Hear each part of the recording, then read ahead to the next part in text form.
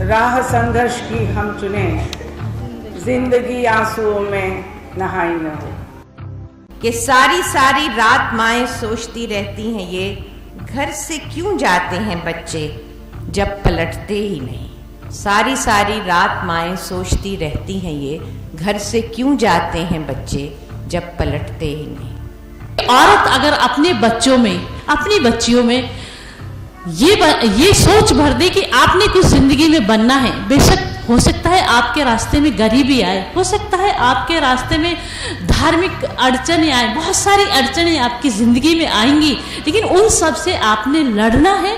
लड़ करके आप जो चाहते हैं, जो यहाँ आज इस मंच पर हम इकट्ठे हुए हैं, हम कैसा हिंदुस्तान देखना चाहते हैं।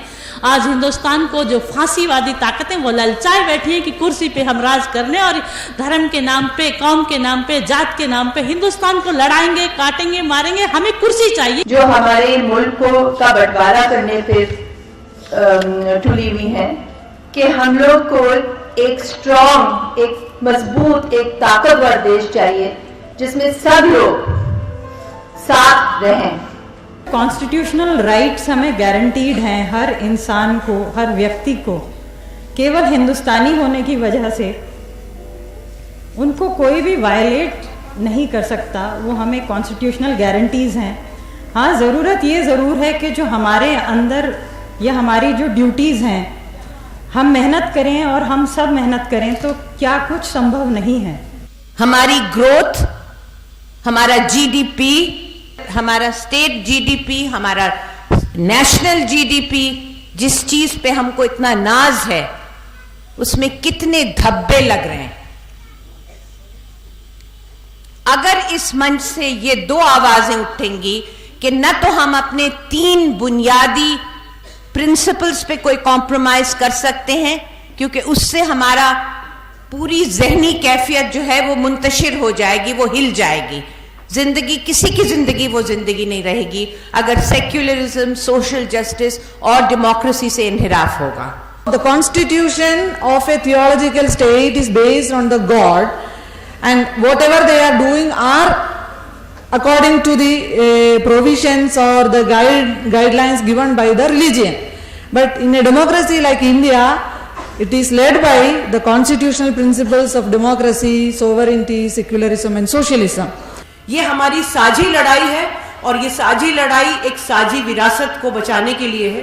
मुझे उम्मीद है कि आप और हम मिलके इस विरासत को, इस लोकतंत्र को, अपने कॉन्स्टिट्यूशन को बचा पाएंगे, और हम ऐसी शक्तियों को शिकस्त दे पाएंगे जो हिंदुस्तान के टुकड़े टुकड़े करना चाहती हैं। हमें सब हाथ मिल करके ये समझना है कि ये बहुत ही जबरदस्त चैलेंज है हमारे फ्यूचर पे। हमें बस एक स्पेस ऐसा क्रिएट करना है जिससे हम सारी पहचानों को एक्सप्रेस कर पाएं, और मुझे नहीं लगता कि जिस क्लाइमेट में हम लोग रह रहे हैं उसमें ये जगह बढ़ रही है। इनफैक्ट ये जगह थोड़ी घट रही है, और हमें काम ये करना है कि इस जगह को थोड़ा सा हम बढ़ाएं। हमारे मुल्क के तमाम कोनों से औरतें आई हैं जो अपने खुद के बात हमारे देश के सामने, हमारे दुनिया के सामने रखें, और ये एक बहुत बड़ी बात है क्योंकि औरतों की आवाज़ हरगिज़ दबाया रहता है। तो औरतों की खुद की आवाज़ उठाना, उनको मौका देना और उनको एक मंच देना, ये बहुत बड़ी बात है। हमारे लिए भी तो सरकार को कुछ करना चाहिए। वो चाहते हैं बस विकास पूंजीपतियों का हो, एमएनसीज का हो, कॉर्पोरेट्स का हो, और कोई रास्ते आए नहीं। तो ये तो हमारे मुल्क की सूरत हम बनने नहीं देंगे, हम बनने नहीं देंगे। ये देश के जो संवैधानिक मूल्य हैं, जिसमें जस्टिस, सेक्युलरिज्म, डेमोक्रेसी, इक्वालिटी, ये बिल्कुल नॉन नेगोशिएबल मूल्य है, नॉन नेगोशिएबल ये वैल्यूज हैं जो कि संविधान ने हमको दी है, उसको बरकरार रखने के लिए हम भी उन्हीं जोर से लगे हुए। 2008 in the Dorong again against Muslims, and recently in 2012 it was against Muslims, where 89 Muslims and 30 other community people were killed. This has also left a negative impact in the growth of Muslim minority. कोई न्याय नहीं मिला है और हमारे लिए न्याय मिलना चाहिए। और मस्जिद में हमारे आंखन देखे नमाज पढ़ते हैं, आदमी 10 आदमी मारे हमारे सामने, हम देखे समय, और फिर हमें कुछ न्याय ना मिला, और जिन्होंने मारे पीटे वो हमारी छाती पे डोल रहे हैं। How can I ever fight with another human being because of religion or caste? लड़कियां आगे बढ़ती हैं, शायद वो इतना नुमाया नहीं होता क्योंकि वो इतना सामने नहीं दिखता, लेकिन धीरे धीरे एक एक कदम करके हमारी लड़कियां आगे बढ़ रही हैं। और मेरे ख्याल में यही एक तरीका है अपनी जगह हासिल करने का, दुनिया से अपनी जगह, अपना मुकाम हासिल करने का। हम सब जो आगे बढ़े हैं, कहीं ना कहीं उसमें हमारी हिम्मत होती है, हमारा हौसला रहा है, और हमें ये दूसरों के साथ बांटना बहुत ज़रूरी है, क्योंकि एक से हिम्मत दूसरे को मिलती है। My dear sisters, participants and intellectuals, we should overcome this ourselves, our community and our religions. I feel we should come under one platforms to move against these activities. Our all minorities, women for the rights, education, health and hygiene, and early marriage. It is a very hard work. This Sangh Parivar, in the name of religion, they kill people. Where nowhere in no religion God can tell people to kill another human being. Because we are Indians and we proud to be Indians, and we need to do justice, brotherhood, dignity to every person. That is our Constitution's Article 14 and 15. It reminds us. बहनों की आप बीती आपने सुनी, जिनके शरीर पर फिरका परस्ती का लश्कर चला है, जिनके घर बर्बाद हो गए, बच्चे छिन गए, उनकी आवाज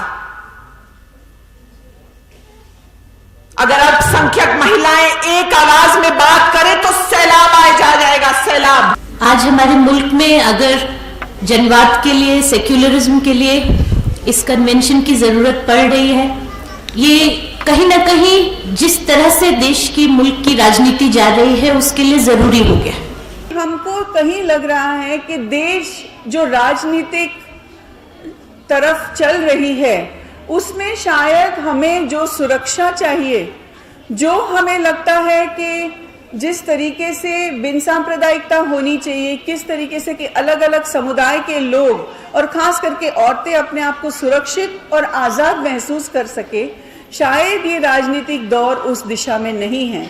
इसीलिए हम कह रहे हैं ये फांसीवाद की दिशा में जा रही है, जहां औरतों की स्वतंत्रता की बात है या कोई भी समुदाय की स्वतंत्रता की बात है, ये सारी बातों पे कहीं ना कहीं एक सवाल उठता जा रहा है।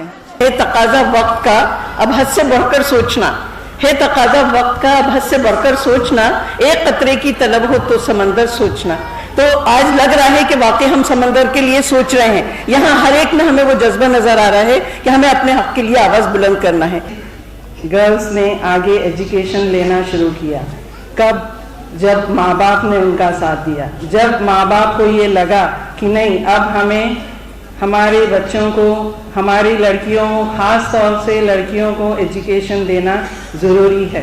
एक से दूसरा अगर मिल के चलेगा और जितनी जल्दी हम अपने ख्यालों को, अपनी तकलीफों को जान पाएंगे और उनके लिए कदम बढ़ाएंगे या उनके लिए काम करेंगे, वो हमारे लिए काफी जरूरी है। अगर आप डेमोक्रेसी को देखें जो कॉन्स्टिट्यूशन ने हमें प्रॉमिस किया है, और सेक्युलरिज्म को भी अगर आप देखें जो हमारे कॉन्स्टिट्यूशन में एनश्राइंड है, ये दोनों ही लफ्ज़ एक्चुअली बहुत ही ब्यूटीफुल हैं और मीनिंगफुल हैं। डेमोक्रेसी हमें हक देता है कि हम सब इक्वल हैं in the eyes of law, in the eyes of the state. Democracy हमें एक इक्वल हिस्सा देता है in the legislative process of this country, जो कि एक बहुत बड़ी बात है।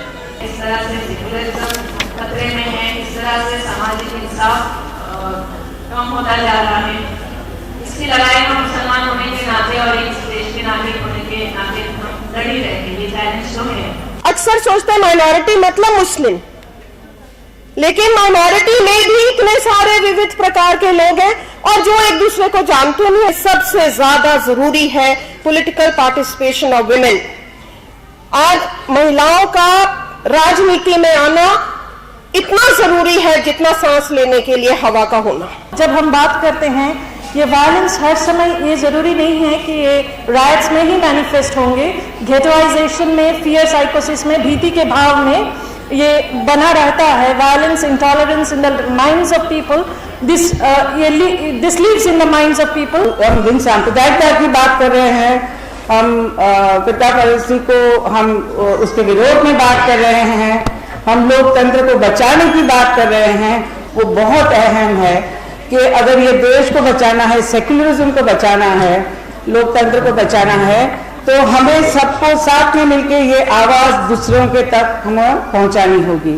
सामाजिक न्याय, लोकशाही और स्वतंत्रता, समानता की जिसमें बात की है, उसकी बात हम आज कर रहे हैं। तो हमें ये सवाल हो रहा है कि जो माइनॉरिटी, जो जिसमें खास करके मुस्लिम समाज है, उसमें उनके अधिकारों का जो हनन हो रहा है, उसकी बात कहाँ है? बंधारण जो अधिकार हैं उसमें हमारे वो हमको कहाँ मिल रहे हैं? हर हाल हम शिकार फसादत के हुए, ऐसी बिगड़ी तो फिर बनाना है, आखिरत देश को बचाना है। मैं ये भी बोलूंगी कि एक ही तस्बीह में पुरो देंगे बिखरे हुए दानों को, जो मुश्किल है उसको आसान करके ही रहेंगे। कि अगर कोई लड़ाई लड़ी है तो वो कोटा की लड़ाई हो, आतंकवाद की लड़ाई हो, या मुसलमानों को उनके घर दिलाने की लड़ाई हो, या कौमी एकता की लड़ाई हो, या मुस्लिम बहनों के हक की लड़ाई हो, वो सारी लड़ाई है पिछले 12 साल से कंटिन्यूस हम गुजरात में लड़ रहे हैं।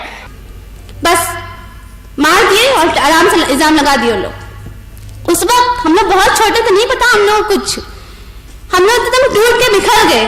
लेकिन बहुत सारे लोग उस वक्त हम लोग के पास आए और उन्होंने कहा कि हम लोग मालूम कि हमारे साथ गलत हुआ है, लेकिन एक माँ और एक छोटी छोटी लड़कियां क्या कर पाएंगी? कुछ नहीं कर सकती, लड़ाई हम नहीं लड़ सकते। लेकिन बहुत सारे लोगों का सपोर्ट हम लोग के पास रहा है। मैं कहना चाहती हूँ उस दंगे को जिसका परिणाम हम मुसलमानों ने सहा, गांव कवाल जहाँ से दंगा शुरू हुआ। मेरे को हमारे साथ जो 2002 में जो हादसा हुआ, उस हादसे में हमारे पूरा परिवार मेरा खत्म हो गया। मेरी 3.5 साल की लड़की को भी मार दिया। बसे बसाए हिंदुस्तान के गांव गांव उजाड़ दिए हैं, बसे बसाए गांव। अरे गुजरात तो अब 10 साल हो गए, मुजफ्फरनगर में जाकर देखिए, बसे बसाए हमारे गांव उजाड़ दिए हैं। मेरी लड़की की शादी थी, लड़के की शादी थी, सब इंतजाम पूरे कर दिए गए थे कि मई में शादी है, लेकिन कुछ भी नहीं रहा, सब एकदम जलाकर राख कर दिया गया। 2002 में बहुत कुछ गुजरे हुए। हमारे गांव में, बेरल गांव में 38 इंसान शहीद हो गए। मेरे 2 बच्चे थे, मेरे सोहर के, मेरे परिवार में 13 इंसान, जैसे अलग अलग इंसान को शहीद हो गए। घरों में एक एक कुटुंब में 7-7 इंसान, 13 इंसान, ऐसे हमारे गांव भी बिखर गए। औरतों की जुबानी सुनी आपने।